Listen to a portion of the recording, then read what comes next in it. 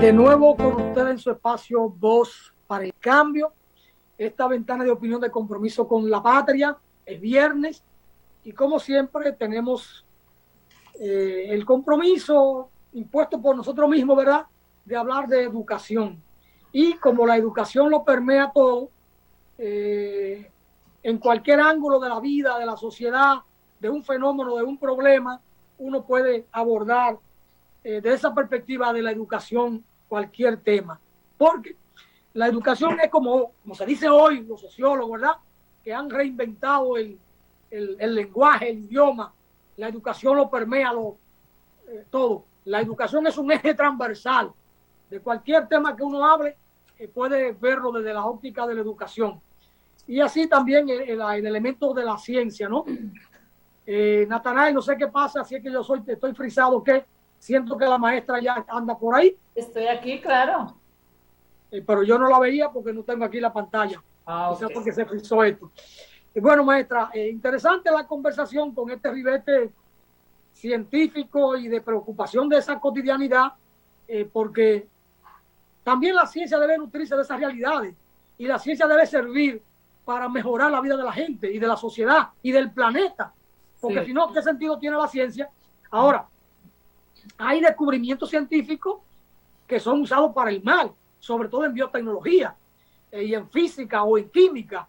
Es el caso de la bomba atómica, que cuando Albert Einstein trabaja esta parte, no está pensando en una bomba para destruir ciudades, ni mucho menos. Era un hombre de compromiso con la humanidad.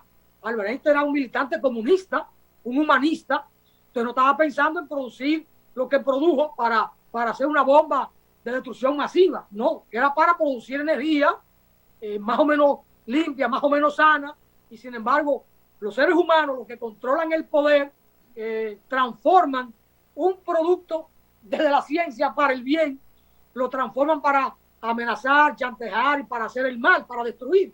Entonces, son de las cosas también que hay que tener sobre la mesa cuando uno habla de ciencia. Usted decía, no es científico, porque si no es para el bien, entonces no. Pero sí, se descubren cosas. Por ejemplo, Cuba apostó a la biotecnología, a la investigación en los años 80, comenzando la década de los 80, en 1980.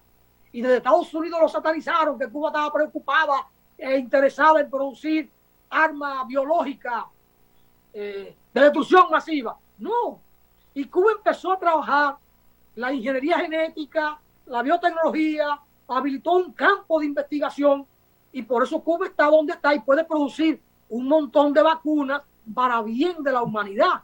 Sin embargo, desde Estados Unidos, sabiendo en lo que estaba Cuba, quisieron satanizarla para desacreditarla y para buscar la manera de agredirla, de mantener un bloqueo criminal y todo esto. Pero la ciencia debe servir para el bien, nunca para el mal.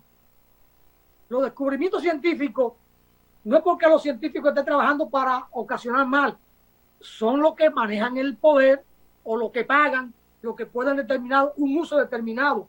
Por eso incluso las grandes potencias viven sonsacando a los científicos de otra nación para que le venga a servir a ellos. Y entonces cuando una gente paga para que un científico traicione a su patria y le venda su conocimiento, su talento, su descubrimiento, no es para buenas cosas normalmente. Estados Unidos sacó a muchos investigadores, a muchos científicos soviéticos y se los trajo a Estados Unidos. Y para robarse la tecnología.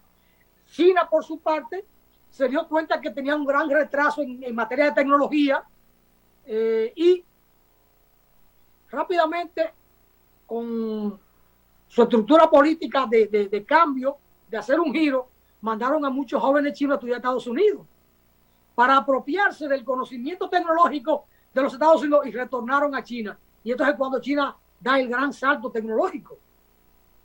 No es que fueron a robarse la tecnología, ni contrataron a nadie.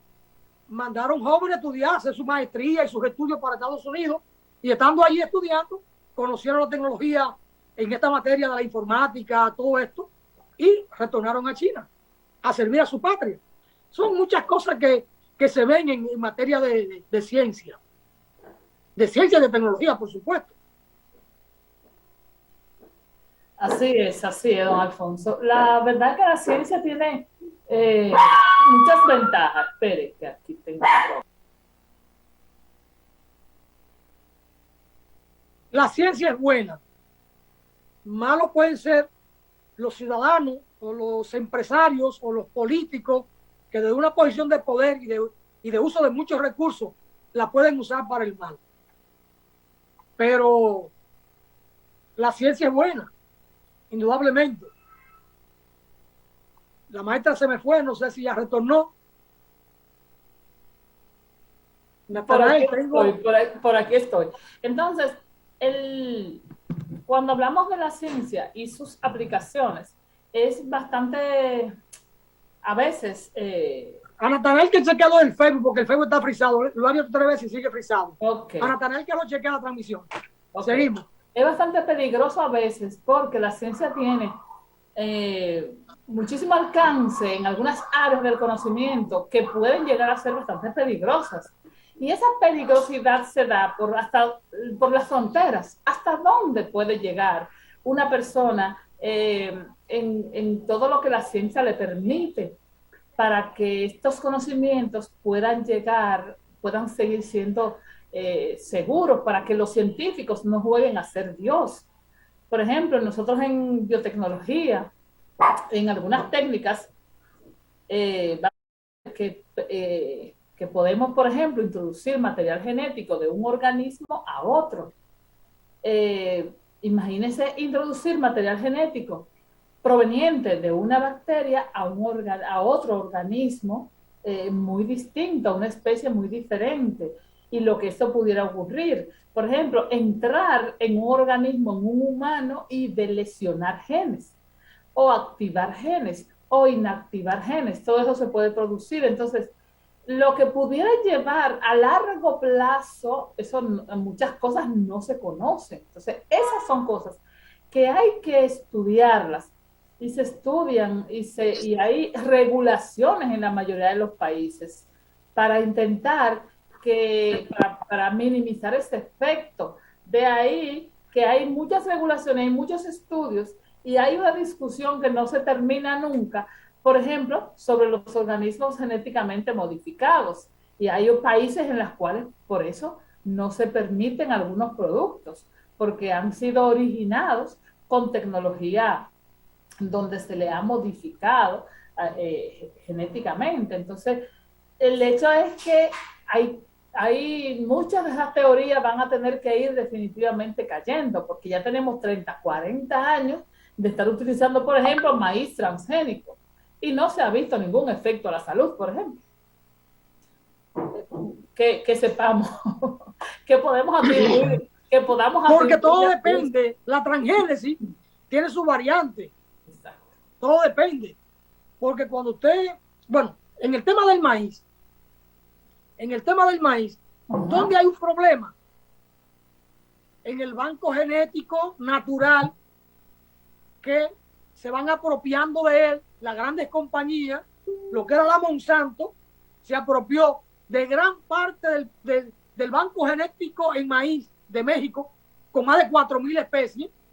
Entonces, porque empiezan a registrar y a apropiarse, a patentarlo. Ese es un tema. Pero cuando usted lleva el tema de la transgénesis a cruzarlo en especies, ya eso es otra cosa. Hay que ver qué puede pasar. Hay que esperar un tiempo prudente para ver los resultados. Cuando usted toma el gen que da el color rojo al salmón, que es un pescado en el mar a profundidades, y ese gen que da ese color rojo intenso al salmón lo lleva a una variedad de fresa que es muy buena en términos de productividad, pero que tiene un color más o menos rosado, y usted prefiere comercialmente un color en la fresa con rojo intenso, entonces hace la transgénesis, viene el tema, porque viene de una especie, digamos que animal, de un pescado, a un vegetal.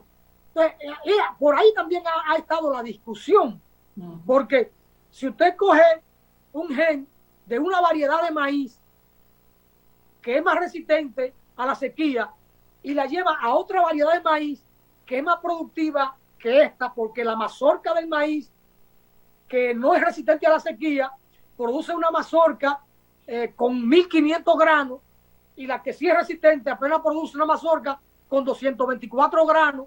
Entonces ese gen es conveniente llevarlo a la otra variedad de maíz, pero usted sigue siendo, está haciendo la transgénesis dentro de la misma especie.